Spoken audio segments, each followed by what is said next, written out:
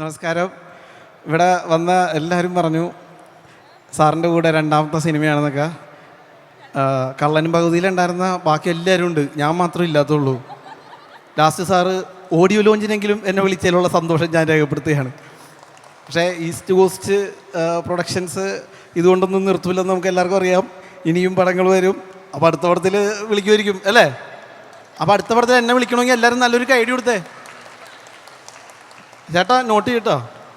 അപ്പോൾ എന്തായാലും വളരെ സന്തോഷം. നമ്മുടെ ഫാമിലിയുടെ ഒരു സിനിമ തന്നെയാണ് ചിത്തിനി. ഇതിലുള്ള എല്ലാവരും, വിജയേട്ടനാണെങ്കിലും രഞ്ജിനാണെങ്കിലും നമ്മുടെ ക്യാമറമാൻ രതീഷ് ഏട്ടൻ, ജോൺകുട്ടി, നമ്മുടെ മേക്കപ്പ്, എല്ലാ ആൾക്കാരും, മോക്ഷ, അമിത്തൻ്റെ നാട്ടുകാരനാണ്, ഞങ്ങളൊരു സ്കൂളിൽ പഠിച്ച ആൾക്കാരാണ്. അപ്പോൾ യാസ് വിനയേട്ടൻ ആയിട്ട് നേരത്തെ പരിചയം മാത്രമേ ഉള്ളൂ, ഞങ്ങൾ ഒരുമിച്ച് വർക്ക് ചെയ്തിട്ടില്ല. അപ്പോൾ എന്തായാലും ചിത്തിനിക്ക് എല്ലാവിധ ആശംസകളും നേരുകയാണ്. സിനിമ വൻ വിജയമാകട്ടെ. പിന്നെ കള്ളൻ ഭഗവതി OTT റിലീസ് എന്നാണെന്ന് ചോദിച്ച് ഓൺ എ ഡെയിലി ബേസിസ് എനിക്ക് മെസ്സേജുകൾ വരാറുണ്ട്.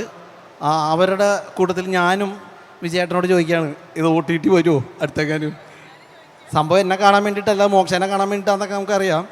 എന്തായാലും മെസ്സേജ് അയക്കണവരോട് അതിനുള്ള ഉത്തരം വിജയേട്ടൻ പറയും. Thank you so much. അപ്പോൾ ചിത്തിനി ഒരു ഗംഭീര വിജയമാവട്ടെ എന്ന് ആത്മാർത്ഥമായിട്ട് പ്രാർത്ഥിക്കുന്നു.